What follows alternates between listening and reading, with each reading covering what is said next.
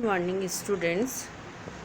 Class MSc chemistry same third हम ले रहे हैं यूनिट फर्स्ट और पेपर है 13। इसी के अंतर्गत आज जो हम टॉपिक लेंगे वो है ions and radicals in the atmosphere. इससे पहले हमने एटमॉस्फेयर, लेयर्स ऑफ एटमॉस्फेयर और एटमॉस्फेयर के अंदर कौन कौन सी स्पीसीज़ मिलती है, ये सारे एटमॉस्फेयर का जो लेयर्स हैं उन सब में कौन कौन सी स्पीसीज़ मिलती हैं, ये सारी हमने प्रीवियस क्लासेस के अंदर डिस्कशन किया था। आज हम लेते हैं कि जो एटमॉस्फेयर के अंदर आयंस और रेडिकल्स मिलते हैं उनकी स्टडी करेंगे। तो जो टॉपिक है वो है ions and radicals in the atmosphere. Atmosphere के अंदर कौन कौन सी आयनिक स्पीसीज़ होती है। तो एटमॉस्फेयर में आयनिक स्पीसीज़ के बनने के लिए सबसे ज़्यादा जो रेस्पॉन्सिबल है वो है यूवी रेडिएशंस। एटमॉस्फेयर में जो भी आयनिक स्पीसीज़ बनेंगी वो सब यूवी रेडिएशंस के कारण ही बनती हैं। अल्ट्रावायलेट रेडिएशन को मैटर एब्जॉर्ब करता है और उससे ये स्पीसीज़ को फॉर्म करते हैं। तो सबसे ज़्यादा जो रेस्पॉन्सिबल है वो है UV radiation. UV radiation is mostly responsible for formation of ionic species in atmosphere.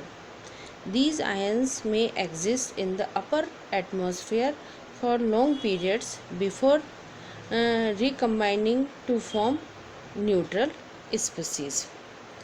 अब जब नाइट में या हम कहें कि जब यूवी लाइट नहीं होती है तो यूवी लाइट की एब्सेंस में कुछ आयंस फिर फ्री रेडिकल के साथ में कंबाइन हो जाते हैं और फिर वो वापस ओरिजिनल न्यूट्रल स्पीसीज़ बना देते हैं। तो जो डे वाला प्रोसेस है उसमें तो आयनिक स्पीसीज़ बनती हैं और नाइट वाला प्रोसेस या हम साइंटिफिक लैंग्वेज में कहें तो यूवी लाइट की एब्सेंस के अंदर ये जो आयंस हैं वो वापस फ्री रेडिकल से मिल जाते हैं और उसके साथ मिलकर फिर वापस जो ओरिजिनल न्यूट्रल स्पीसीज़ है होती है उसको वो बना देते हैं। तो इस तरीके से ये प्रोसेस चलता है। A free radical is simply an atom, molecules और ions with one or more unpaired electrons in its outer orbit. हम फ्री रेडिकल किसको कहते हैं? फ्री रेडिकल्स में हैव पॉजिटिव, नेगेटिव और जीरो चार्ज। इस पर ये कोई सा भी चार्ज इनके ऊपर हो सकता है। Unpaired electrons cause radicals to be highly reactive.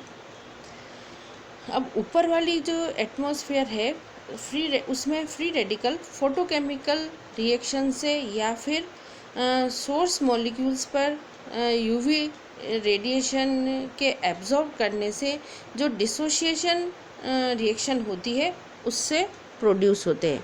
हम ये कह सकते हैं कि जो फ्री रेडिकल है वो कैसे प्रोड्यूस होंगे कि ये सब फोटोकेमिकल रिएक्शन से प्रोड्यूस होते हैं कि जब किसी भी सोर्स मॉलिक्यूल जो है वो यूवी लाइट को एब्जॉर्ब करता है और उससे उस का डिसोसिएशन हो जाता है और उस डिसोसिएशन से फिर ये फ्री रेडिकल फॉर्म होते हैं।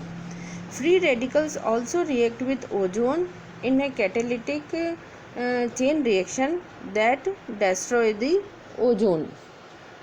Free radicals, positive ions and electrons exist at a significant levels in the ionosphere जैसे O2+, O+, NO+, SO2 free radical, NO2 free radical, hydroxyl free radical, methyl free radical.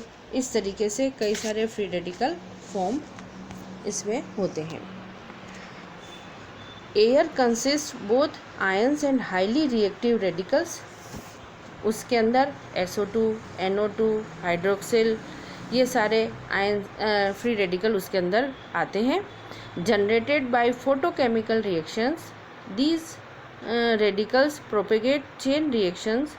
Some reactions are as below. ये कुछ reactions हमने ली है उसके अंदर first है carbon based molecule such as aldehyde. जब aldehyde के ऊपर ये अल्ट्रावायलेट लाइट गिरती है या वो रेडिएशन को एब्जॉर्ब करता है तो उससे ये मिथाइल फ्री रेडिकल बनता है। ये एक चेन टर्मिनेटिंग रिएक्शन है। उसके अंदर मिथाइल फ्री रेडिकल वापस दूसरे मिथाइल फ्री रेडिकल रेडिकल से रिएक्ट करता है और इथेन बना देता है। Now we take hydroxyl and hydro peroxyl radicals reactions in the atmosphere.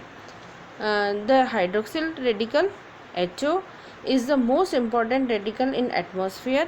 It is formed by several mechanisms. At higher altitude it is produced by photolysis of water. जो hydroxyl radical है वो एक important radical है atmosphere में, और ये जो produce होता है वो वाटर के फोटोलिसिस से प्रोड्यूस होता है। वाटर के ऊपर जब अल्ट्रावायलेट रेडिएशन गिरते हैं या हम कहें कि वाटर का फोटोलिसिस होता है और उससे हाइड्रोक्सिल फ्री रेडिकल बनता है। ये जो हाइड्रोक्सिल फ्री रेडिकल है ये photolysis of nitrous acid vapour उससे भी फॉर्म होता है। इसके अलावा जो है वो ओजोन के फोटोलिसिस से भी बनता है। ओजोन के ऊपर भी अल्ट्रावायलेट रेडिएशन गिरते हैं तो उससे पहले ये और O2 के अंदर कन्वर्ट हो जाता है, फिर ये जो एक्साइटेड ऑक्सीजन है वो वाटर से रिएक्शन करता है और हाइड्रोक्सिल रेडिकल फॉर्म करता है। तो एटमॉस्फेयर के अंदर ये हाइड्रोक्सिल फ्री रेडिकल बहुत अहम रोल रखता है और इसके फॉर्म होने के ये मेथड हैं। एक तो फोटोलिसिस ऑफ वाटर, एक photolysis of nitrous acid vapour और फोटोलिसिस ऑफ ओजोन, ये इसके मेन सोर्स हैं। हाइड्रोक्सिल रेडिकल इज़ ए की species in chemical transformations of number of trace species in the atmosphere. Among the important atmospheric trace species that react with hydroxyl radicals are carbon monoxide, sulfur dioxide, hydrogen sulfide, methane and nitric oxide. Hydroxyl radical is most frequently removed from the troposphere by reaction with methane और carbon monoxide. अब ये जो hydroxyl free radical बना है ये remove कैसे होता है एटमॉस्फेयर में कि ये फिर मीथेन के साथ रिएक्शन करता है और मिथाइल फ्री रेडिकल बना लेता है, या फिर ये कार्बन मोनोऑक्साइड से रिएक्शन करता है और कार्बन डाइऑक्साइड बना लेता है। फिर ये जो मिथाइल रेडिकल मीथेन से बना है वो ऑक्सीजन से रिएक्शन करता है और उसके बाद में ये हाइड्रो परऑक्साइल रेडिकल बना देते हैं। ये जो हाइड्रोक्साइल पर रेडिकल है, हाइड्रो परऑक्साइल रेडिकल, ये फिर हाइड्रोक्साइल रेडिकल से रिएक्शन करते हैं, वाटर और ऑक्सीजन बना देते हैं, या फिर ये दोनों आपस में ही हाइड्रो परऑक्साइल रेडिकल रिएक्शन करके H2O2 और O2 बना देते हैं। इस तरीके से ये सब फ्री रेडिकल वाली जो रिएक्शंस हैं ये सब चेन रिएक्शन होती हैं और फिर लास्ट में टर्मिनेशन रिएक्शन से इनका एंड होता है। तो इस तरीके से एटमॉस्फेयर के अंदर ये रिएक्शंस चलती है। ये हमने एक एग्जांपल लिया कि कैसे ये फोटोलिटिक रिएक्शंस होती हैं। Thank you.